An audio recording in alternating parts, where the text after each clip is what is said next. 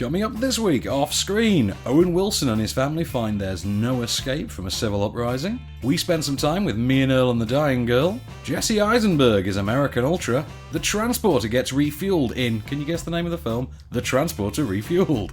And Meryl Streep introduces us to Ricki and the Flash. All of those to come and more off screen. This is OffScreen. OffScreen. OffScreen.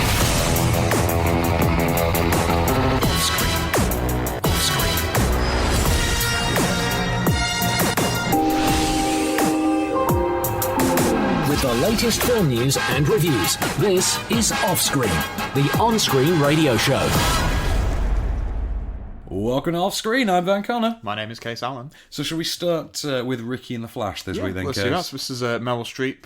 Is she back on Oscar-winning form? Well, that's the thing, isn't it? Because you go into the film and you do think, right, so, what's she getting nominated for this It's Meryl, year? yeah, exactly. And yeah, so of course this is the latest. Is it Jonathan Demme or Ted Demme? Was one of them Jonathan. Jonathan. Because Ted is departed, sadly, isn't he? I believe so. And Jonathan. Okay, so Silence of the Lambs. And was it that's Ted Jonathan. who did the Silence of the Lambs? Or No, Jonathan. Jonathan did Silence of the Lambs in Philadelphia. Ted did comedies, didn't he? Because Yes. he did the Dennis Leary one I love so much. It's kind of like a Ridley Scott, Tony Scott dynamic, I guess. It is, Yeah. although in that case, I think we lost the more talented Scott. I'm just going to say it. I prefer Tony. I would agree there. But so obviously this is from Jonathan Demme, and this is Meryl Streep as aging rocker Ricki and her backup band The Flash, hence the rather clever title. Having been estranged from her family for what seems to be several decades, Ricki is contacted by her ex-husband, played by Kevin Kline, and isn't it nice to see Kevin Kline? It's back great on to see screen? Kevin Kline. It's always yeah. nice. I miss him. When he was He's in great, the yeah. film. Yeah, he's Dave, isn't he? Yeah, he was Dave. He's I Dave for missed that. president. Yeah. I once got a fish this big. So, Meryl Streep was contacted by her ex-husband, played by Kevin Kline, who tells her that her daughter, her now adult daughter, played by Mamie Gummer, who is in fact, of course, Her Meryl daughter. Streep's real daughter, has been cheated on, is going through a divorce, and is going off the rails. And if she could spare the time, would Ricki really mind coming home and cheering up her kid? Here's a clip. I don't have any money. You have a credit card? Yeah, but it's still linked to Max's account. Oh, that's not a problem. Hop in!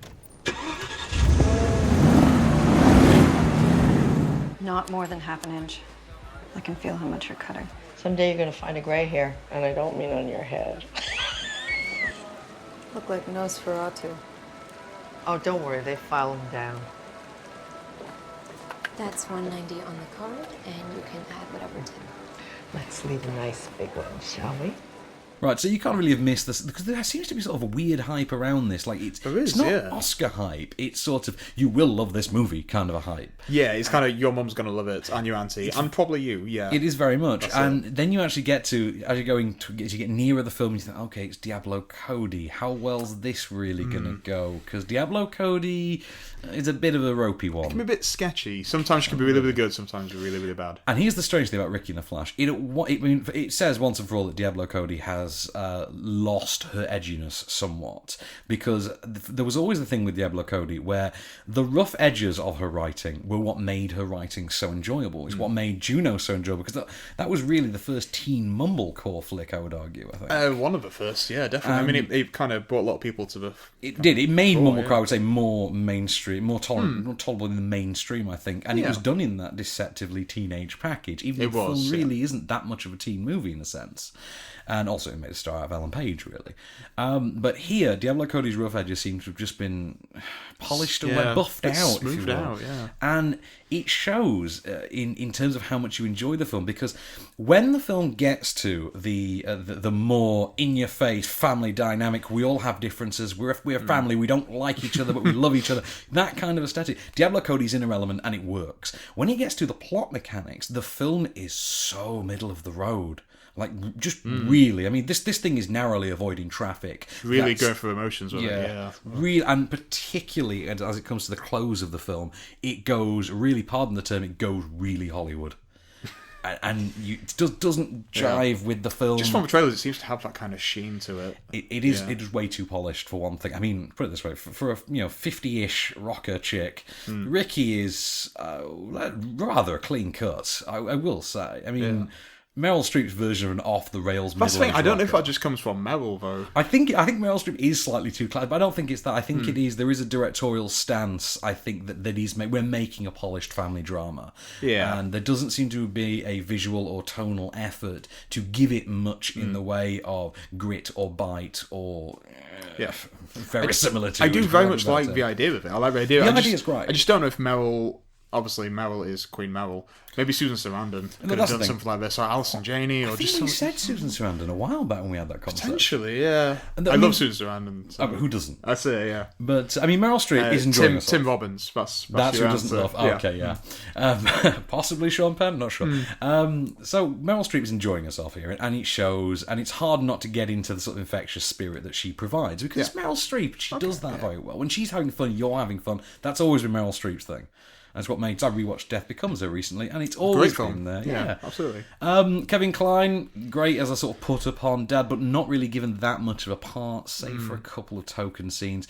And then, of course, the elephant in the room really is Mamie Gummer, whom she's great performance and everything, but there's no movie star quality to her.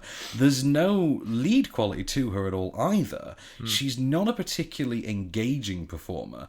And you do feel like what you are watching is, Hollywood-sanctioned nepotism at its finest. Okay, yeah. And you cannot avoid that. And when you've got the middle-of-the-road nature of the film as well, and that very in-your-face sort of nepotism, it's hard not to walk away with a bit of a sour taste afterwards, particularly given the very hokey way in which it closes. So maybe watch it on a Sunday afternoon with your mum if there's nothing else on. Probably. My mum would love it. Actually, the thing with Ricki and the Flash all the way through, I kept thinking, remember Snake Eyes with Nicolas Cage? When he keeps saying, I'm Ricki! I'm Ricki! it was that kind of I watched that moment. recently, actually. I loved that movie So when it good. came out. That was a very fun De Palma flick. Yeah. Right, some film news then. Let's do some film news. There's some bits even I didn't know, because obviously I've been out the loop all day today. Absolutely, yeah. So Selena Gomez. She apparently has joined the cast of Bad Neighbours 2 or Neighbours 2 : Sorority Rising. I hate that. I hate that subtitle. To play a rival for Chloe Moretz. Oh, that's interesting. Actually, you know what? As an on-screen sort of pairing, I could see that kind of working. Because I thought she would fit into this kind of Dave Franco role. So I thought do you know what I mean? that it would be she would be the sort of token best friend kind. I don't know. I mean, I'm not terribly sure where this plot's going to go because it doesn't seem straightforward. I half expected it would just be the same concept again. Yeah, but stick with what worked. Stick with what worked. Yeah. We'll just change the gender of the enemy next door, and that's it. What else we got? Oh, Mark Ruffalo has revealed that Hulk was included originally in Captain America: Civil War, a film which is going to come up later in another story, which is far darker. Yeah. Civil War was originally going to feature Mark Ruffalo's take on the Hulk. Apparently, though, he was cut, and the line has been, "We're saving him for something bigger." Yes, that's what he said. Yeah. That's teasing, isn't it? That is really teasing. Why is it... I mean... We shall see. I love that they've not overexposed the Hulk, no pun intended. But, you know... You don't want it to feel too I want overstuffed. more Hulk, but I don't. Yeah, that's it, yeah. In small doses. In small doses. Yeah. Small radiation doses. Jason Momoa, have you heard of this latest film he's doing? Oh, he's a lumberjack and he's okay. He is a lumberjack and he's okay. He's going to be a lumberjack battling drug runners in a movie called Braven. How was called Braven, is it, right? I'm picturing the opening of Commando when Schwarzenegger was just casually walking along carrying the log over his shoulder. When he's got the ice cream for the kid. Yeah. That's one of my favourite openings to a movie ever. Yeah. And in fact, back when you used to run the film quiz at Cineworld, didn't you once use the intro music from Commando for the Guess the Intro round? Yes, I did. Not many people got it as well. Oh, I did. Because you can't mistake that brilliant thing. It was one of those instances where you played it and people were like, what's this? And then when you tell them, they're like, oh, of course it is. I was always shocked how many people didn't get the Can You Dig It theme from Iron Man 3, but that's just me personally. Right, this is news that will bring a tear to Chris Wilson's eye when he hears it. A live-action Mega Man movie is coming. Now, okay, the video game thing... Yeah. Could I'm work, not too familiar with Mega Man, so I'm not as invested as what Wilson would be. Did you ever see Astro Man a couple of years ago? 2009? Yeah, I did have that on pleasure, I think I know why you saw Astro Boy, sorry. Astro Boy, yeah, I know you mean. I know why you saw it, because didn't Nicolas Cage provide the voice of someone in the film, I think. Forget who, either but the yes. creator or Astro Boy himself. It's not Astro Boy. Yeah, but it's basically that plot. It's like a Commander Data, but he's a warrior kind of a figure. But say based on the umpteen video games based around the character, it's going to, I think it'll be huge. It's going to be nerd central when that movie comes out. Expect a lot of merchandise. When is that coming out? Well, there's no set date or anything yet. It's just something Fox have now put it into active development with the producers of the Planet of the Apes, the last two Planet of the Apes movies. Really? So That's interesting. That should be interesting. I mean, good. They can obviously produce good work, and I think there's enough meaningful, emotional stuff and character arcs that you can draw out of Mega Man. I think. Okay. On then to American Ultra, which this has been advertised quite heavily. I think over the last couple of weeks. It has, probably because it didn't do that well in the States. It didn't, and it's gotten quite bad pre-release reviews. Pretty scathing, yeah. Pretty scathing. My favourite one was The Guardian, who said it was as funny as smoking oregano. So we shall see. Is that from personal experience? Have we tried that? I don't know who at The Guardian has been smoking oregano. Been told that it was weed. I think so. It's oregano. But right, so you've got American Ultra, which is from Nemo Norizada, who is the director of Project X, as you and I have just discovered. We just found that out. Yeah. Funnily enough, the lead in Project X is also the star of Me and Earl and the Dying Goat, reviewing in a bit. We'll be talking about it later. Yep. This is also written by Max Landis, which is of note, and this does become an issue in a moment. Right, so this is the story of Mike Howell, who is basically a feckless stoner who works in a convenience store and is suddenly attacked one day by clandestine CIA operatives, only to discover that he himself, Jason Bourne style, is actually a memory-wiped super assassin and has basically the memory muscle. Muscle memory. Muscle memory. Just gets reawoken. Yeah, reawoken within him that he can just instantly take everyone down, speak foreign languages, and he knows how to operate tanks, etc. Here's a clip. Chariot progressive, listen. Mandelbrot set is in motion. Echo Choir has been fielding the ball. Chariot progressive. Listen. Chariot progressive. Is that a lyric from something? Do you want your soup?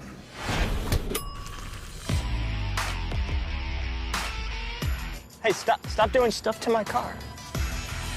Hey, babes, what's up? Hey, I just killed 2 people. That's awesome. No, they had guns and knives and they were being like total dicks. I took a spoon and I just I shoved it through this guy. Why are people trying to stab you? I don't know, but I'm freaking out. I have a lot of anxiety about this.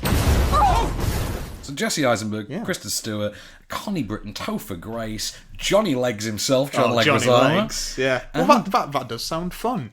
It does sound fun. What's wrong with it? Okay, first and foremost, you get the impression within a few minutes of the film starting that what you're watching is an adaptation of a cult early 90s graphic novel. It's not, but it feels like it throughout. And then when you get to the very end of the film and it says written by Max Landis, you think, okay, right, that kind of adds up. And actually, weirdly, the problems are not on the page. The problems with the film seem to be, well, they are on the page in one sense in that it's not actually funny. There are a handful of laughs scattered throughout, but the film simply isn't funny.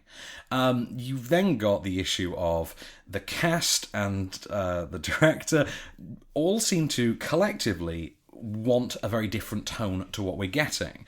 I think for what you think the project is going to be, which is effectively the Bourne Identity in the style of Zombieland, if you can imagine, that's kind of what you expect from the project.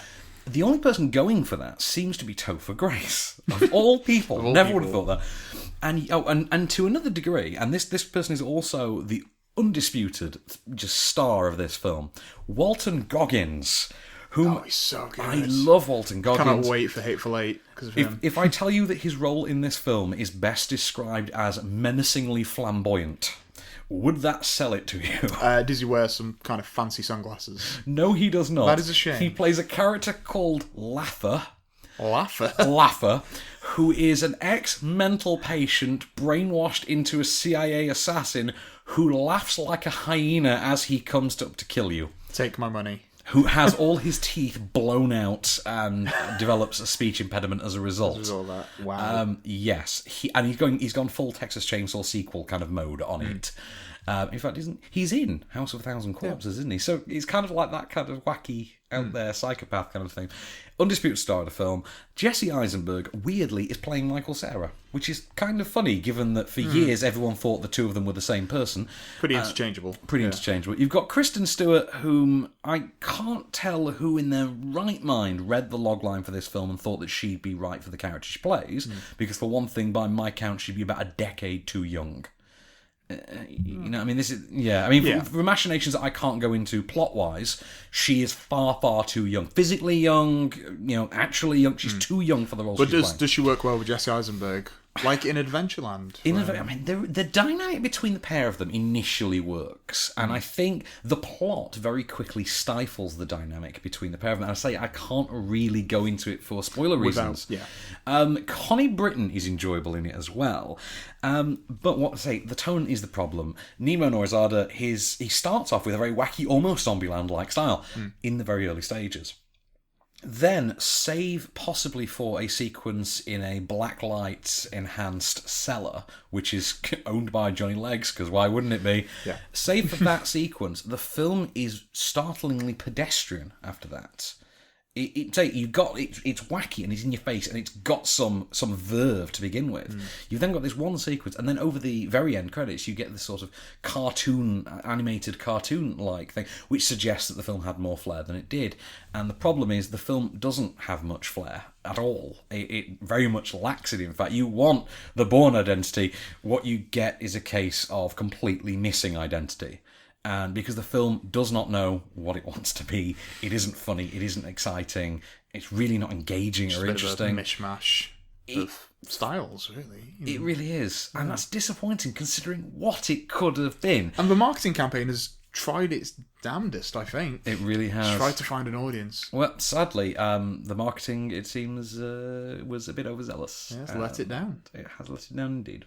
Should we do some more film news then? Yeah, let's do a couple more pieces. Oh, okay. We've got to talk about Avi Lerner. We've got to talk about him because this guy is hilarious. He really is. Right, Avi Lerner, to those who don't know, is the producer. He's the guy who runs New Image Productions and Millennium Productions, I believe, as well. Yeah. And they, of course, are the producers of certain action films like the Expendables trilogy, and most recently, Survivor, the Pierce Brosnan Mila Jovovich action thriller. Which I've already forgotten it. Funnily enough, I had as well until this story came about. So I was like, oh yeah, that film that really wasn't particularly any good. Oh. I remember it, yeah. Well, Avi Lerner has made it his mission over the last few years. I say mission, it's like a crusade. He's on like this one-man crusade to rid the world of piracy, but only strangely when it applies to his films. Yeah, so, if it was Warner's, his altruism is somewhat suspect given that he only bothers when it's his film. Somewhat self-serving. Yes, this is a man who tried to sue hundreds of thousands of people individually, as part of one class suit, for downloading the first Expendables movie. Do you know why? I remember that, yeah. Do you remember why he wasn't allowed to go through with the suit in the end? Tell us why. Because the judge who was overseeing the case, who was based in DC, decided, hang on, why the hell is my court being used to sue hundreds of thousands of people who don't even live in my district? That's what the hell have I got to do with this? Yeah. So it was thrown out. It was thrown out. We then, of course, had the Expendables 3 leak last year, which, you know, what the odds that it would happen on the same day the cast are all at Comic-Con? That's it. And they were then blaming that happening for a reason that it didn't do well. Yes. Well, everybody's already seen it at home. Yeah, well, Avi Lerner claims that he lost $150 million as a result of that leak. Right. Which is... No, I don't know where you got that figure from, Avi, but no. So he, of course, tried to sue all the torrent sites in the world as well. And, you know, one of them did lay down. That was Played.2. They laid down on the matter. And now, of course, he's going after... I believe it's 6 users of Popcorn Time, which is a torrent streaming service. Have you heard of this? No, I've not. Is it like a watch movie kind of? I've never used Popcorn Time. Or watch free. That's another one. Well, I've Apple devices, so I can't. I couldn't use Popcorn Time if I wanted to because I have a sense of class and I will never jailbreak an Apple device. You're a classy broad, man. I don't want that crappy little Cydia icon on my desktop. No, I have enough icons I can't get rid of on an iPhone. But no, so Popcorn Time, I think it works the same as Kodi or TVMC, where you literally stream a torrent. But I think it actually downloads the torrent as well. I think I read Engadget articles about a year ago. I maybe misremembering it. Well, he's trying to sue those 6 downloaders who are being referred to as John Does 1 to 6 in the legal case. And yes, here's the funny part. That's like the worst franchise ever. It really is. John Doe 12. It really is. Yeah.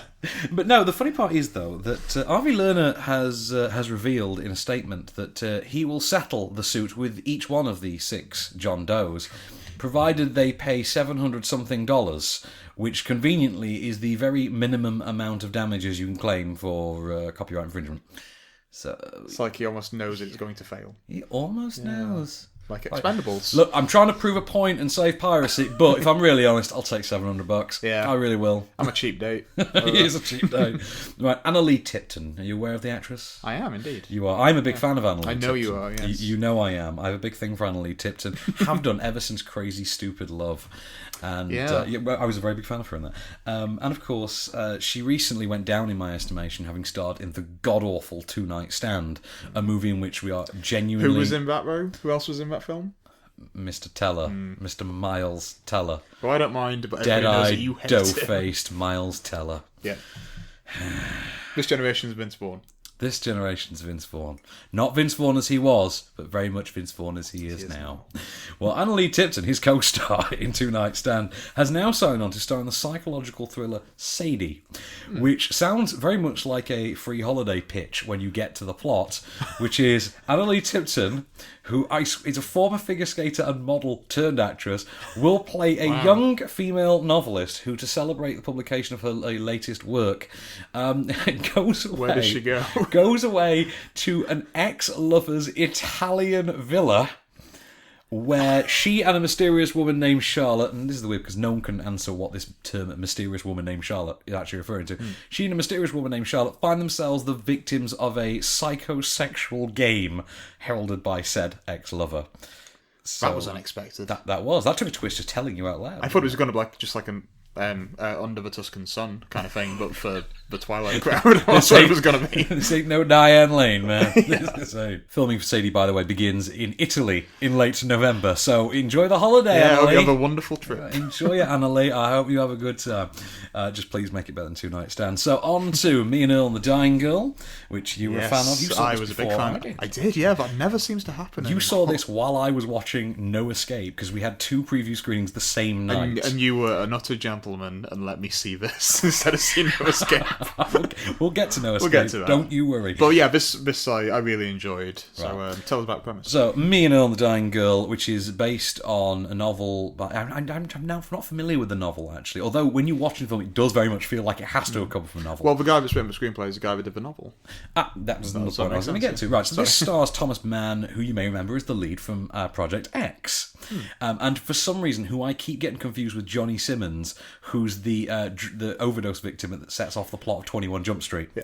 So I keep getting the pair confused. And it's because they're kind of doe-eyed young white kids, you know? Yeah. They look basically the same. How's that for reverse racism? All you white guys look the same. All you white guys look like me. Oh my god, it's Stephen Hawke. Anyway, right. So, Thomas Mann is very much a sort of self-imposed outsider in high school who fancies himself a sort of passing member of every clique. His basic philosophy being be nonchalant and uninvolved with pretty much everyone, and then you're not going to get picked on or isolated because you're basically on the same keel with everybody. It's a pretty good defense mechanism. It's a very, very good defense mechanism. He spends his time with his friend Earl in their history teacher's office watching a bizarrely great selection of classic films on YouTube. Yeah. His history teacher, incidentally, is played by John Bernthal, who might be the greatest teacher who has ever lived. Certainly the coolest. The coolest. And, of course, one day, Thomas... Sorry, what's his name? The character's name? I forget now. I've actually forgotten the character because obviously... Is it Greg? It is Greg. It is Greg. Greg. Sorry. Yes. So it should be Greg and Earl and the Dying Girl. Never mind. Yeah. It's because it's me. You just So one day, Greg's mother, played by, wouldn't you know it, Connie Britton, who's getting around lately. It's almost like she has a successful TV show on the go. Connie Britton, who's his mother, tells him that a friend's daughter who goes to school with him, played by Olivia Cook, has recently been diagnosed with leukemia, and she'd like him to make an effort and befriend her and make sure she's not on her own. And wouldn't you know, this quickly blossoms into a genuine friendship. Here's a clip. What group am I in? What? Yesterday you were saying you've mapped out the entire high school by group. What's my group? Seriously? Yeah. Boring Jewish senior girls subgroup 2A? Please appreciate how honest that was just now. You're an asshole. Well, what group are you in? I'm not in a group, actually. I just wouldn't belong to a group that doesn't suck. You know, I'm terminally awkward and have a face like a little groundhog, so... You can't really think that. No, I don't think that. So me and Earl and the Dying Girl, what do you think, Kase? I loved this film. It's definitely rocketed up to the top of my list of films so far this year. So did I, actually. I didn't put it on the best of the year list. I might later on, I don't know. I'm going to say it's teetering around there. It's teetering around. I love it centres around a genuine platonic friendship between a boy and a girl, which is so rare nowadays. It really is, especially like around like young teenagers. You just don't see that. Well, my thought actually watching it was, it's very strange to me that Paper Towns is out at the moment and is getting such praise and is being falsely sort of heralded as, it's the voice of a generation. Like, it's really not. No. This is actually, because this actually in some ways is quite like A Fault in Our Stars, because it has that cancer aspect to it as well, the teen drama cancer. It's similar, aspect. Similar in a way, but it also equally owes the same amount of debt to The Perks of Being a Wallflower, for instance. You could almost call this the perks of being A Fault in Our Stars. But I very much like Thomas Mann in it. I think he's terrific. I think it's a genuinely brilliant performance. Very much anchors the film. Though there are no weak links in the film, strangely. No. Everything about the film works. John Bernthal and Nick Offerman. Yeah, they are perfectly cast. All a great supporting cast. And I forget the name of the actor who plays Earl, because he is absolutely superb. Well, he's only done a couple of other projects. He's not done that much else, really. Well, you've got Olivia Cook as the Dying Girl, naturally. And she's fantastic. And she is excellent. So the Dying Girl, Rachel, and it is Greg, by the way. R.J. Seiler is the actor who plays it. Yeah, of course, yeah. And he's terrific. He's got this brilliantly deadpan performance. Yeah. And it's great delivery, isn't it? Yeah. It is, because you sit there, I'm not sure whether... because it could very easily be misconstrued as a comic performance. But I don't think it is a comic performance, in a sense. I think it is more of an intentionally detached, more well-thought-out delivery. He definitely has some of the most funny bits in the film. He does, but they're not really delivered as comedy, are they? Yeah. It's like a backhanded level of comedy, in a sense. I would say, you've got Olivia Cook as Rachel. She's superb, very wide-eyed. She's got the perfect level of sort of broken innocence, in a way, like this sort of innocent life that's just been broken by this disease. And it is very touching, and it is very moving. It doesn't necessarily go to the places you think it will, and then it does, and then it comes back, and then it goes again. And it does take you through the ringer, in a sense. It's not an exciting film, don't get me wrong. I wouldn't call it an exciting film, but it's very well written. It knows its characters. It explores the dynamics between each character perfectly, and you genuinely feel for those relationships. You do. But, I liked it. And of course, Nick Offerman's in it, and that's never not a great thing. Yeah, and he gets to say some fantastic words, and also, which is always a good thing for Nick Offerman. Very true. It is also incredibly cine-literate as regards featuring the work of Werner Herzog, Martin Scorsese, Powell and Pressburger. So you know what, because there was a classic film background to this film as well. Oh, there is. That's quite a big part. Very cinephile, very cine-literate film. Yeah, if you ever studied film at university, you're either going to love it or you're going to hate it. You will, and you will also see a Powell and Pressburger documentary that you will have been made to watch at some point. Yeah, my fiance watched this film with me. There's a scene where we watch, Aguila, Wrath of God? Yes. And Cassie had to see that so much. So she kept like nudging me, but Rebens being like, I hate it so much. The Perks. But she did love this film, though. She did absolutely love it. With the latest film news and reviews, this is OffScreen. And we're back. So, should we look at the Transporter Refuelled? Yes. Okay, so this one, I've always been sort of weirded out by the Transporter franchise because it does seem to, it seems like they're making their own cross-platform James Bond franchise. As in, you have the trilogy with Jason Statham, with the Stath, and then you have the TV series, and it's always the same character, it's always Frank Martin. It's always the exact same character with the same origin and everything. You've then got, you've got the TV series which stars, I forget the name of the guy from Prison Break season 3. I forgot there was even a TV series there was right now. It was, you know, it was a great TV series, a lot of car chases, explosions, and gratuitous nudity. Like the films. Kind of, but the TV series took it to a whole other level in which you genuinely could sort of summarise the character simply by the words, "I'm here to save you, please show me your boobs." So why has it been refuelled? So now we've got it refuelled, and from having seen the film, I can only imagine the motivation behind rebooting it for the film series has been to do cheap and cheerful car chase thrillers with a younger lead whom you can get more films out of. I think that's the idea, because he's still Frank Martin and he still has the same origin, right, and he's still meant to have been retired from the army for nearly 20 years, despite the fact that Ed Skrein is about 20. He looks about 20.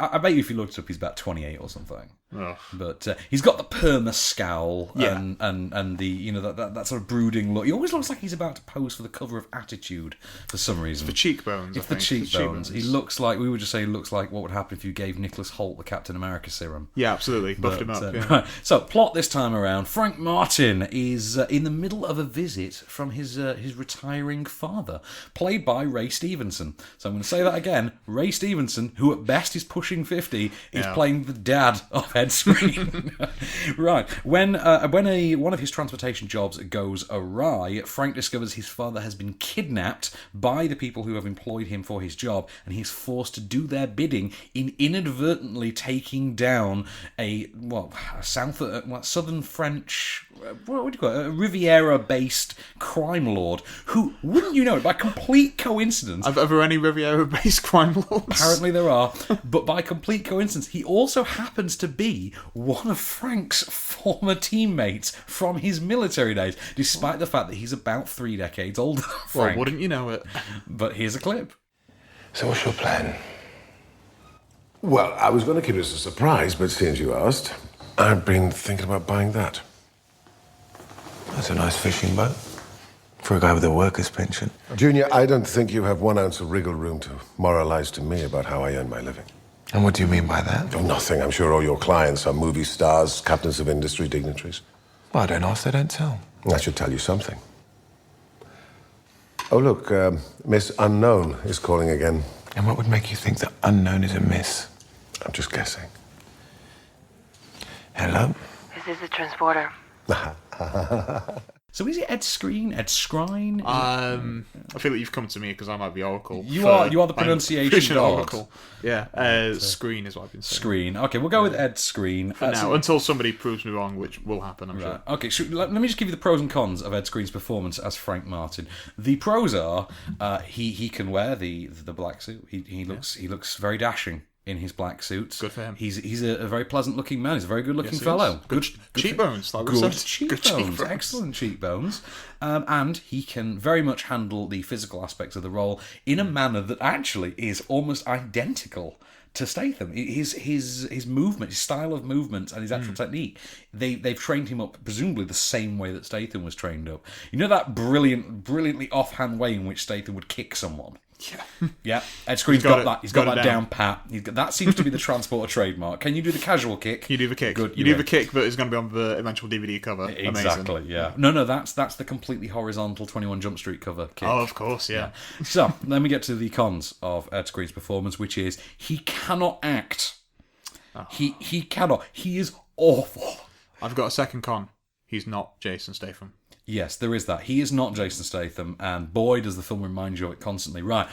Conceptually, here's the annoying part. Do you remember when I told you that for all its faults, the XXX sequel, State of the Union, is a better movie than XXX? I do remember that was last week. That was last week. It was between recording sessions.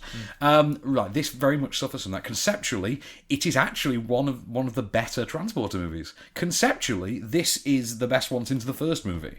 Right? Conceptually, this should be the Transporter's equivalent of Indiana Jones and the Last Crusade. Because what they've got is this brilliant dynamic where you have Frank Martin, the ass-kicking transporter himself, and his dad. Who it turns out... It's for Sean Connery. Who it turns out is equally ass-kicking and consistently refers to his son as Junior. Beautiful.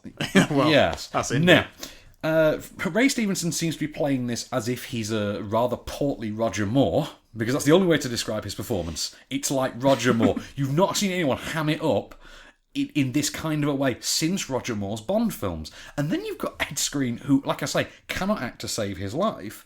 And it's all put together in the workmanlike yet over-the-top fashion of Luc Besson's tutorship, the latest being Camilla... What's her name? Camilla Delamare, I think her name is. Camilla Delamare? I'm not sure. Camille Delamare. Camille Delamare. We're going to go with that. Let's have a look. Camille do you want to look at the screen? Yeah. Camille Delamare. We'll go with that. Camille Delamare. Okay. Right.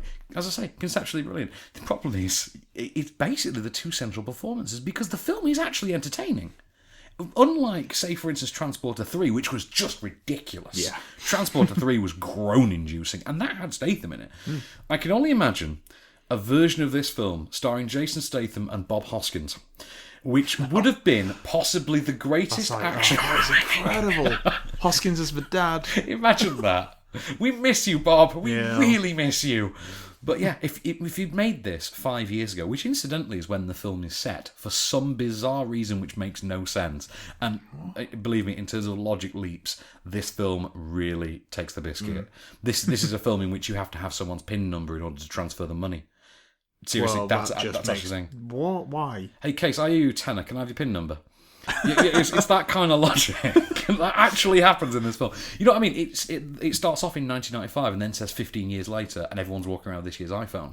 You know, it's that kind of, and everyone's got the same exact iPhone. It's noticeable because everyone's got the same iPhone. You're like, really? But you know, that's nitpicking. We don't go there. As I say, the problem really are the two performances. You've got that Roger Moore performance from Ray Stevenson. You've got the awful performance. That's the only way to categorise it. There's no other way to say it. He's just terrible. He is awful. That's a shame. I've been wanting him to get a franchise, and I know he's got Deadpool. He's going to be the bad guy in Deadpool. He's going to be the bad guy in Deadpool. Which is interesting. But the thing is, because the film is don't get me wrong, it's dunderheaded. It really is. Because it's as mindlessly entertaining as it is. You kind of let it slide. You do. You kind of let it go, and you come out of it and go, you know what? If they're just going to chuck out one of those every couple of years, I'll take it, and it'll just be the recurring gag that he's awful in it. Yeah. We'll stick with it because we love Audi's personal war against Fiat, because that's what those movies amount to. It's always the same: an Audi driving along, smashing up Fiat police cars. Yeah, weirdly. Every time a new transport movie is announced, someone at Fiat commits suicide. That someone in Fiat's marketing department hangs themselves. That's what happens every time a new transport movie is announced. However, you know what? The film is not worth hanging yourself. The film is mindlessly... It's a beer and pizza movie. No selling it short there. Just watch it at home when it's on Netflix. That's maybe. it. Yeah. Get wasted, then watch it. You'll probably love it. I spent all afternoon coming up with who could play Statham's dad. Seriously. And Bob Hoskins is See, the we only do person. work quite hard for the show. Yeah. We really do. So some film news then. Nicholas Hoult, who we just mentioned, of course. Oh, yeah, he's now been transformed. He's going to be J.D. Salinger in the upcoming biopic Rebel in the Rye, to be written by Danny Strong as his... That's also his directorial debut, yeah. My favourite biopic news, of course, being that Josh Gad is going to play Roger Ebert in a movie directed by Michael Winterbottom of The Look of Love, which we're specifically referencing that. Partridge Stuffing, yeah. But I'm mentioning Look of Love because it's going to the style of that is going to make sense in a second. In a film which will also star Will Ferrell, or Will Ferrell, if you believe the Casa de Mi Padre marketing, as Russ Meyer in the comedy Russ and Roger. I can't wait for that. It sounds amazing. I can already picture the creepy mustache on Will Ferrell's face. Oh God, right now. He needs the handlebar is what he needs. He needs some handlebars and flares. Right, okay, before we talk more biopics, Fox are doing a remake. I can't figure this one out. Because Fox. Fox are doing a remake of Oh Heavenly Dog, the 1980 comedy in which Chevy Chase was killed, returned to Earth as a dog. Was that Chevy Chase? Or that was Chevy Chase. There's a similar Tim Allen vehicle as well. That's the Shaggy Dog. That's the Shaggy Dog. That's where where they actually... we know our family dog pictures. We know our family dog pictures. Funnily enough, there's a third family dog picture to discuss this week, named Archie, but there's a full stop between every letter of it. It's going to be directed, it's going to be the directorial debut of TV actor Robin Dunn, who you may also remember as What has Robin done? What has Robin done? Robin Dunn has done the lead role in Cruel Intentions 2 Manchester Prep, yo! Oh, no way. Totes. Totes, bro, totes. Actually, I think Cruel Intentions is a bit before the totes era, I would say. Yeah. But yes, Archie is a Totes. cybernetically created dog. He's created in a lab by a military scientist played by Catherine Isabel. How weird is that? I don't know who that is. Catherine Isabel from Ginger Snaps. Remember? Oh, yeah. Ginger Snaps. Which was actually quite impressive in that. Yeah. She was also American Mary, which is a film I had not seen until John Dickens bought me the DVD for Christmas. And rightly so as well. It was a very good film. Catherine Isabel plays a scientist who creates Archie, a robotically enhanced, super strong dog with the power of speech and a voice provided by Michael J. Fox. When the military shuts down the project, Archie is released into the wild, where he stumbles into a small town in search of a new family and stumbles across the child of the town mayor. Can you see where this may go? Yeah, I certainly can. Yes. There you go. So that's Archie. That's the rights to that are being sold at the Toronto Film Festival. I love that Stuart Little is going to have the same voice as Robotic Dog. That's great. What else we got? Okay, biopic news again then. The Richard Pryor biopic. I love this To news. be directed by Lee Daniels. Yeah. To be written by Danny Strong. Because we're best friends. Yeah. To star Mike Epps, a.k.a. Black Doug from The Hangover, as Richard Pryor, in a movie which will also feature Kate Hudson as Jennifer Lee Pryor, Eddie Murphy as Richard Pryor's father, and Oprah Winfrey as his grandmother. This is going to be awesome. That's shaping up. That is, I'm sorry if that's not, forget, to hell with Straight Outta Compton. This is the biopic I want to see. But, yeah. Anyway, about Straight Outta Compton, because we've got to mention this one. You mentioned this in passing, actually, during the week. The producer, one of the co-executive producers of Straight Outta Compton, a man named S. Lee Savage. Good name. Look how it's spelled. Savage. DGE. Savage. Yeah. He has written a book, you see, which has subsequently spawned a documentary. It's called Welcome to Death Row, which is about Death Row Records, which is, of course, set up. It's a plot element in Straight Outta Compton. And, of course, Death Row Records famously had under its label the likes of Snoop Dogg, Tupac. Knight, he was the overlord, wasn't he? He was. Sugar Knight? Yeah. Because it's spelled Suge. It's spelled Suge, but it's spelled Sugar. Yeah. Sugar. He's not a good person. He's not, and he's portrayed thusly in Straight Outta Compton. Yeah. Funnily enough, he's one of the few people who actually gets depicted in a bad light in Straight Outta Compton. So he's pitching his Welcome to Death Row book and documentary in a package that basically sells it as a potential sequel to Straight Outta Compton. Which, you were very aware of this because you told me. Yeah. So I think that could turn out right. Do you think they should keep the casting? I would like them to keep the casting. I think they should get as much I really of like the Keith Stanfield. I think it's Stanfield. I think he's the guy playing Snoop. I like him a lot. Yeah. I forget the name of the guy who played Tupac, but he was such a spitting image for Park. It was unreal. Really? But, I mean, my favourite one about that is when we ran the news article in the week, we used an actual picture of Snoop and Tupac. Yeah, I saw that. And someone from a Tupac fan site liked it on Instagram and put, what a beautiful picture you've made. I don't think they realised it was real. Would you, draw it or something? I don't know. I think they thought it'd been photoshopped, but it was real. It was a real picture. Hologram. One final piece then. Vincent Cassell is the villain of the Newborn movie. Do you know what? I'm all in. It's such natural casting, isn't it? It is. I can't believe that hasn't been done for the other ones. It's like, hang on. Did you have that moment as well where you're like, hang on, didn't we have... No, we haven't. Because it seems so obvious that you think we must have had it at some point. We need Vincent Cassell as an assassin. We do. We're going to have it. We need him as Evil Born. Because wasn't that what Carl Urban was? Carl Urban was the Evil Born, wasn't he? Yeah. But this is going to be like Evil European Born. Yeah, I can go with this. It's going to be a good cast. Tommy Lee Jones is in it. I know. I mean, Alicia Vikander, always a fan. Oh, man, yeah. Julia Stiles. It'd be nice to see her back, isn't Absolutely. it? Can we get Julia Stiles back in other films that aren't Born, though, as well? Because that would be nice. I missed Julia Stiles. So do I. She was good in Dexter. She was in Dexter for a while. Yeah, that was enjoyable. Should we do the box office top 10 then? Let's do the top 10. Crank out, there was 10. Crank them out. Filthy. That'd be better if there was a Crank sequel in the top 10. If it was Crank 10. Alright, so top 10, let's go. Number 10. A brand new entry, 45 years. Which neither of us have seen because Sadly it wasn't not. released at the multiplex. I think it's only the showroom in Sheffield was showing it. I believe so. But, I've heard good things. I hear excellent things. I hear Charlotte Rampling is amazing in it. I like Tom Courtenay. Tom Courtenay. Oh, he is Tom Courtenay now, not Tom Conti. Not Tom. Yeah, he's back. You're confusing I your kept saying Toms. I am getting my Toms confused. Not Tom Courtenay. Tom Courtenay Lee Jones. That's something I've heard. That doesn't work. That doesn't work at all. Number 9. I am going to watch it this week. Minions, which I have had the chance to rewatch, and I still liked it as much on home release. I thought it was a lot of fun. I do think it is an all-round family entertainment film. I think as soon as Secret Life of Pets opens, everyone's going to forget about Minions entirely. It's going to make my life so much better. But the Minions are still lovable. They're still a lot of fun. They've still got that great Jeffrey Rush narration. The comedy works. Alison Janney's great in it. Michael Keaton's great in it. What's not to love? Number 8. Moving down, Paper Towns. I didn't mean for that to rhyme, but it did. Moving down, Paper Towns. Bingo announcer, you. I know, yeah. Which, as I say, I liked. I think the second half's better than the first half. Nat Wolff is a better performer than Cara Delevingne is. I think she's been really oversold in this She's film. a model/actress, isn't she? To quote Zoolander. Yes, that's very much the case. And it's interesting to me that Halston Sage, who plays her friend, is a better performer than the much-lauded star. Didn't really buy into that aspect of it, but the film itself is more of a sort of modern John Hughes type affair. Starts out as a sort of suburban mystery, goes to full-on road trip mode. What's not to enjoy? Number 7. Moving down again, rhymes with Sinister Poo, Sinister 2. Again, you bingo announcer. You. I know. I'm trying to rhyme them all. It's rubbish. There's nothing much more to say about it than that. It's a rubbish cash-in horror sequel, borrows elements of a billion other horror films. It relies too heavily on jump scares. Yeah, last 15 minutes. And the last 15 minutes, I take it you saw the film. Yeah. Those last 15 minutes, my God. Wow. Yeah. Here's the end of your movie. It happens off-screen. What? What? What? What now? Yeah, this makes no sense whatsoever. No, and neither will Sinister 3 either. Which rhymes with Sinister P. Number 6.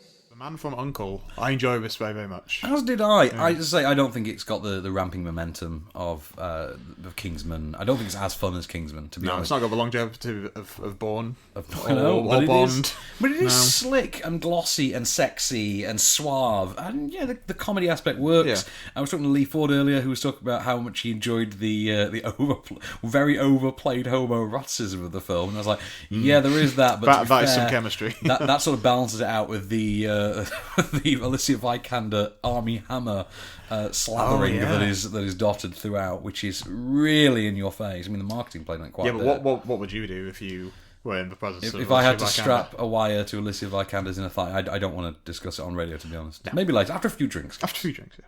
Number 5. All right, we have Pixels next. Pixels, which has gone up a spot. It went down. It went up one. And it's kids' holidays, I guess. It's coming towards the end, yeah. Coming again. There's not that much for the kids as well. There isn't, strangely. Although Inside Out hasn't seemingly budged in ages now. Because it's great. And it's also been out for like 6 weeks Inside Out. But so, Pixels, which, as I say, is a perfect all-round family film, family fantasy film. Directed by Chris Columbus, who knows how to do this stuff. He knows that kind of material, doesn't he? Yeah. And I mean, it's very intentional. They have gotten, as they proclaim on the poster, the director of Harry Potter and the Sorcerer's Stone. Yeah. But Adam Sandler, who's obviously part of an ensemble this time around, is downplaying it somewhat. It works a lot better. Josh Gad gets a chance to shine. And to be fair, Peter Dinklage ranks out as one of the worst elements of the plot, which is something I never thought I would get to say. Number 4. Where is Hunt? Mission Impossible Rogue Nation. Yeah, great, amazing. He is Can't the wait for manifestation of destiny. Case. Where is Hunt? Alec Baldwin in Mission Impossible Rogue Nation is the greatest supporting role anyone is putting into a tentpole movie this year. I hope he comes back for sequels. I really do. I want him added to the Mission Impossible roster. I want him back. Yes. Yeah, absolutely. But we've been burned before. We all thought Larry Fishburne was coming back. True. Wasn't happening. And now, of course, we got rid of... who was the supervisor, the secretary in the last movie? What, in 4? In Ghost Protocol, the one who was killed. He was killed, obviously, and now we've got Alec Baldwin. Tom Wilkinson. Tom Wilkinson. Yeah. He was in that film for literally 30 seconds. It was. Yeah. It's a shame because he is part of an all-round excellent film. Tom Cruise is on form. Rebecca Ferguson steals the show in that great feminist 2015 action movie sort of a way, which is Something no one saw Mad coming. Max Fury Road, that's it. Yep, and also Hitman, because the girl steals that one as well. But never mind. So, sorry, boys. It seems women own the action in 2015, and if Mission Impossible is anything to go by, I don't think that's a shame at all. No. Number 3. And speaking of a Hitman Agent 47. Which is, you know what, it's moronic, it's idiotic, but you know what, it's basically enjoyable. Yeah. And we've got Siler back. Yeah, we got Siler back. And it's nice to see Zach Quinto in a straight real-world to action film, even though it's a sort of heightened real-world, science fiction enhanced real-world. But I liked it. I liked Rupert Friend. He grew on me over time. he is ridiculously out of character as this central figure. Yeah. But Hannah Ware, I like Hannah Ware very much as a female lead, and I would like to see her in more things. Number 2. Inside Out from Pixar. Is that number 2 still? Inside Out from Pixar. I know. I don't know why I said it like that, but there we are. But I'm going to let you talk about this one, because you have a much more passionate view on this film than I do, strangely. Yeah, you do like it. I do like it. Yeah. But I think with Pixar, I have trouble selling praising a Pixar movie more than Up. That's it. That is one of their pinnacles. For me, this does still. Yeah? It set the bar too high. It is, really did. Absolutely. But no, I think that it actually ranks up there with Up and with certainly films like WALL-E. Absolutely. I think the cast is fantastic. Lewis Black, we've spoken about at great length, how great he is for Anger. Would like to see more Bill Hader, as we've said, as well. Do you think we'll get a sequel to this one? I don't think we'll get a sequel. I think we'll get a couple of shorts, and I'm okay with that. I don't really like Pixar doing sequels. I don't. I prefer the idea of shorts. I do. Yeah, I think that's if you've got little things to say. I don't think we need Outside In released in cinemas anytime soon. No. Number 1. And straight in at number 1, straight out of Compton. Straight in at number 1, straight out of Compton. Right, this obviously is very oversold as a film, I think. I mean, it's phenomenally successful, and I'm sure it deserves to be. It is very enjoyable, and I have to stress, I did enjoy it. I don't think... Did you get to see it in the end? I've still not seen it. You've still not seen it? Because I've been having trouble getting a seat in a screening. I was quite burned last Friday. No, it's very popular. I think the problem is there is an Emperor's New Clothes effect with it. There is an element of hip-hop fandom who would just willingly take anything. And I think that's a real shame, because it oversells a film that has problems. It is enjoyable, and it is a good experience watching it. But I think it doesn't match up to the reality, and also narratively, it is very, very flawed. I mean, this is a film flawed by, almost after the fact, by its own creative team, who feel the need to add marketing before and after the film, as part of the film. Oh, the Beats headphones and things like that. Hey, here's our story of how we spoke with the voice of an unspoken minority. Now let's sell some headphones. No. Yeah. I've got $5 million. We got $1 billion, but... Yeah, that's sorry, billion. Yeah, $5 billion. And then you get to the idea that I can't help but think that Dr. Dre seems to genuinely believe that a hardcore aspect, a serious central aspect of his rise from the ghetto, as he would like to think it, is that the white man tried to stifle him out of some money. And you're like, no, this isn't the plot. The plot is your impact on the world around you. But that's not a film that he's going to be the producer for. It really That'll be something that will be made in the future. And I'm more interested in that version of Straight Outta Compton. I am. I'm more interested in the exterior, the outside influence made. Yeah. Some more film news then, Mr. Allen. Yes, let's have it. So, okay, we have to talk about the Marvel story. We have to, yeah. We have to, which is that Kevin Feige, who runs Marvel Studios... is now the king. Is now the king of Marvel. Of the world, I would say. Effectively. King of films. Because what no one seems to ever realise with Marvel Studios is that Marvel Studios don't just make their films. They answer to a higher power, as it were. Yeah. Ike Perlmutter, who is the head of Marvel Entertainment, which, of course, oversees Marvel Comics, Marvel Studios... Marvel TV. Marvel TV. I mean, is it actually called that? Or is it Marvel Studios TV division? I think it's the TV division. And, the toy department, all the rest of it. All the stuff. So, realistically, the toy department has no more power than Marvel Studios did. Which is kind of depressing when you sit and think about it. Now, the story has emerged that Kevin Feige has ousted Ike Perlmutter by going and reporting directly to Alan Horn at Disney. So Marvel Studios don't report to Marvel anymore. Yeah. They report to Disney. They now have autonomy. They can do whatever they like. Straight to Alan Horn, straight to Bob Iger, essentially. Exactly. Yeah. And this apparently is due to... Apparently there were disagreements regarding meddling, specifically in Age of Ultron.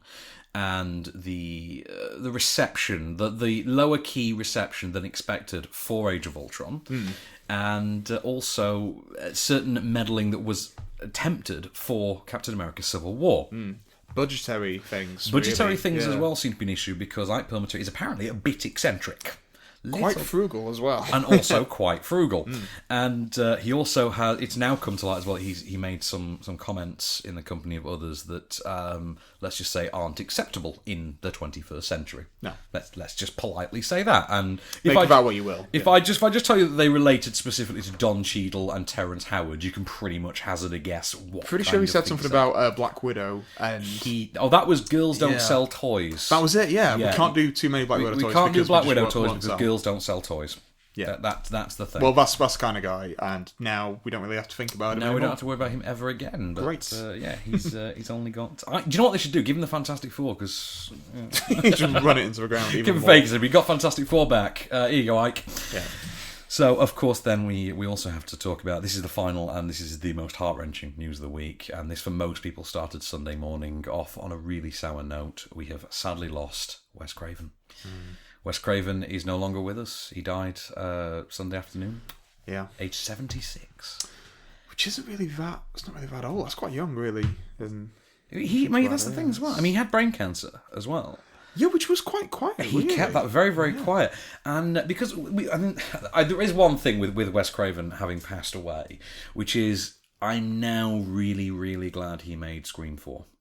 I don't like Scream 4, but I'm really, really glad he made it because I wouldn't want to have lived in a world in which I could genuinely say Wes Craven, whose final film was my soul to take.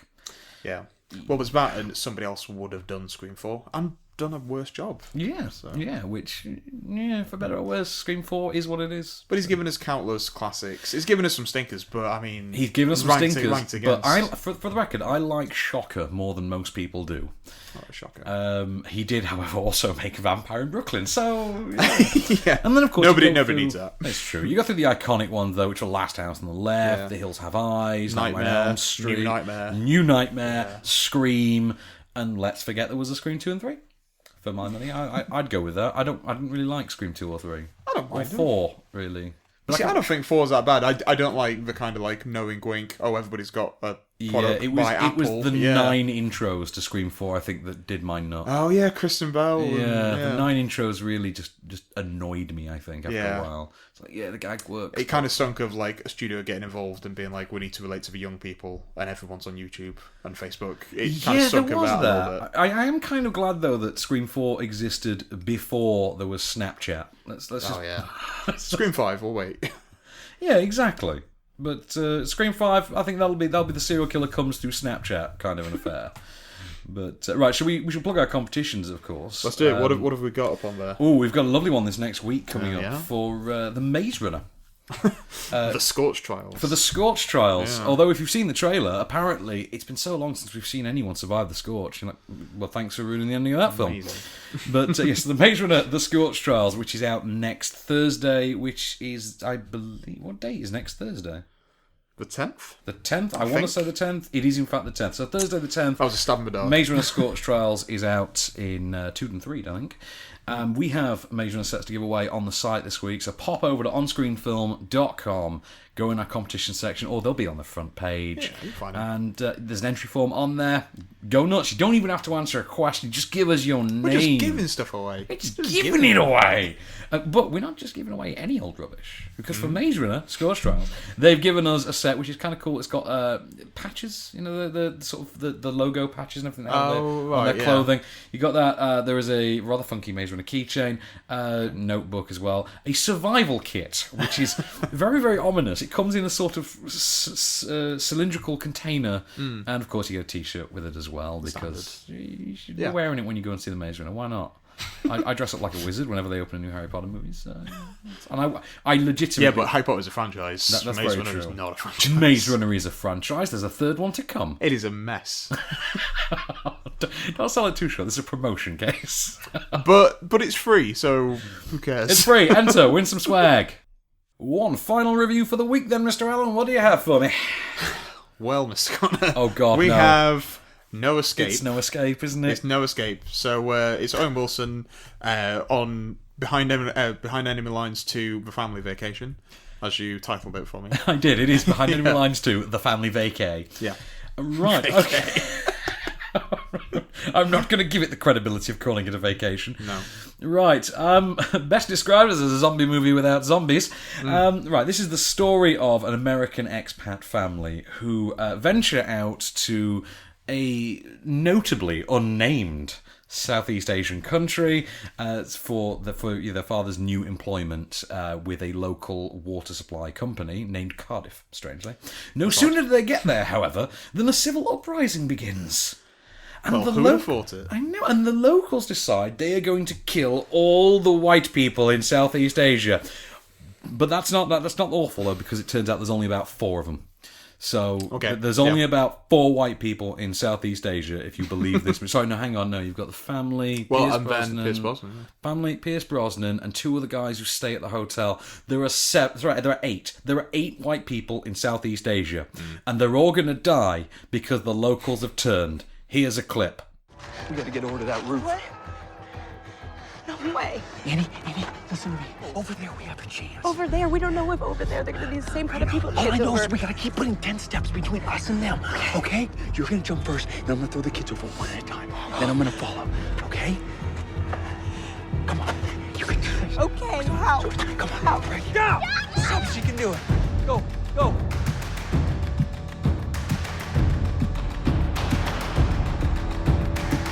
So yes, Owen Wilson's back doing thrillers again. Oh, that sounds intense. There really is no escape. Right, as I say, I mean, I'm just going to make this one short and sweet. It's a film that's marketed itself on the same just show the setup kind of marketing hook that they used for Taken a few years ago. Remember when the Taken trailer came out and it was just the phone call bit? Yeah. And you didn't know from that trailer that it was going to be this badass, rip-roaring action movie. Well, they're trying to do the same thing here, only Taken was a good movie. This is not in any way a good movie. This is, in fact, rather dunderheaded and rather kind of, well... What is Pierce Brosnan doing? Well, Best Survivor for November Man. Can I save Pierce Brosnan for a minute? Please. I want to save Pierce Brosnan for a minute. I want to let's just take him here, put him in our pocket. We'll take him out in a moment. Stay there, Bond. Stay there. So, you got Owen Wilson and Lake Bell, who, they're likeable enough as the sort of parent figures. And Owen Wilson's just doing more of that Behind Enemy Line shtick, and Lake Bell is just doing a relatively thankless, I'm going to do some sweating and still try and look nice kind of a performance. Well, I'm sure that she does. I'm sure, from your perspective, she would achieve the job Absolutely. very well. Yeah. But that's the thing. The central family don't really have much in the way of character. I mean, the kids in particular are really badly drawn. I mean, this is the sort of movie in which the older 2 of the 2 little girls continuously asks, can you tell me about the day I was born? And you're like, haven't we got other problems? What the hell is wrong with you? I'm trying to fight with a foreigner. Yeah, you want Bernie Mac to appear, slap her over the back and go, what's wrong with you? In that way that Bernie Mac did so well. Oh, I miss Bernie Mac. I do. This show has just made me sad because we no longer have Bob Hoskins. We no longer have Wes Craven. Bernie Mac. Yeah. Weirdly, with a slightly higher level of screenwriting, with a slightly more upper echelon level of screenwriting, this would have been something akin to, say, a late 80s Kevin Costner vehicle. Something like that. But it isn't, and because it's such a nuts and bolts sort of a tale, it is literally, you could put this together with an Allen key kind of a film. And then you've got this by the numbers level of character writing, and you're just uninvolved to an almost to a very detrimental level. You are uninvolved, and then you've got Pierce Brosnan, who I'm now going to take out of our pocket. We're going to put him back on the table. Oh, Pierce, hi, nice to see you. Hello, Pierce. Welcome to the table. And he perks things up just a little bit by really just relishing what he's got, chewing the scenery, and he's this Mockney mercenary type. Who may or may not be like a former government agent or something like that, but it's kind of weird because he plays this sort of this expat stereotype so well and with such fun and swagger that you kind of like, wow, like Brosnan's the best thing in this movie. What the hell's that about? But yeah, I do like him. I just think he's had a weird, interesting very, year. very weird career. He will always be Remington Steele to me. However, we should talk about the film itself, which is right. It is just about entertaining, right? Just about, but that is. Right, that's not really praise, if I'm honest. I can't call that praise. It's the only redeeming thing you can say about this film, which is just incredibly ignorant about the world around it. It is xenophobic to an almost terrifying degree. Well, I think we can get that. I mean, like I said, it's a zombie movie without zombies, as in zombie foreigners. The indigenous residents of this fictional, well, not fictional, unnamed, yeah, because it was filmed in Thailand, and the Thai government specifically said, "Please take our name off the film. We don't want people thinking that's Call us." it something else. Lyland. Exactly. Although it shares a river border with Vietnam, so it doesn't take much to figure that one out. Basically, you're so uninvolved, you're so sort of bored and numbed by it that you regret that Owen Wilson has taken this stab at the genre again after a decade and a half. You kind of wish you never thought you'd say it, but you want him to go back to comedy and dramedies again. Yeah, and you're like, oh, really? Because I really like Behind Enemy Lines. I can't think of any other kind of action thrillers that he's done. No, that's it. That and this. That's it. And it's 14 years in between them. If there were a shred of thought to it, it would be a really solid thriller. But there is no level of thought to it. The best thing I can say about it in terms of describing it is, and this refers to a line that Pierce Brosnan's character constantly refers back to, and this is, bear in mind, we're talking about a Mockney drunk who keeps talking about having better days. And that's what you walk away with. Yeah, I wish we'd had better days, Pierce. I wish we'd had better days. Either way, it is not the film of the week. No, but what is the film of the week? I think we agree on this one, actually. Pretty unanimously, Me and Earl and the Dying Girl. Yeah, Me and Earl and the Dying Girl is film of the week. Hands down. Yeah. And I'm sorry, Ed Screen, but your perma-scowl will not save you from this one. No. So, I mean, next week's going to be interesting. Next week we get not one Tom Hardy, but two. We get Legend next week. I'm looking forward to it. I am as well. Yeah. More than Tom Hardy, I'm looking forward to seeing Christopher Eccleston in a movie again. Cause... Oh, that'll be good, yeah. Is it me? There's not a really poor Marvel sequel. No, exactly. He was Malekith, wasn't he? You forget he was even in that. Makeup and... Yeah. And that was originally Mads Mikkelsen. Who's going to be Doctor Strange. So, of course, we've got Legend next week. We've got Maze Runner: The Scorch Trials. See our competition on OnScreenFilm.com. I'm sure it's good. I'm trying to dig myself out of the grave. I have real issues with the Maze Runner, but a lot of them have to do with real world sensibilities and not the sensibilities of the film. But we'll see. We might be surprised. We have also got a Woody Allen movie next week starring Joaquin Phoenix and Emma Stone. This is her second Woody Allen movie in a row, isn't it? Bit of a partnership now. Which did Magic in the Moonlight with Colin Firth. That was last year, wasn't it? Yeah, because he generally does like one a year now, doesn't he? He does one a year, yeah. And so this is Emma Stone's second Woody Allen film after Magic in the Moonlight. This is Irrational Man with Joaquin Phoenix. And of course, the return of Night Shyamalan. Night with the found footage horror thriller, The Visit. And that is upon us next week as well. So all those to come and more next week off screen. This has been a Candystore production for OnScreen. I've been Van Connor. My name is Kase, and we will be back next week. Just show me the way to get out of here, and I'll be on my way. You've been listening to OffScreen. For more news and reviews, visit OnScreenFilm.com. Okay, cut. That's a wrap.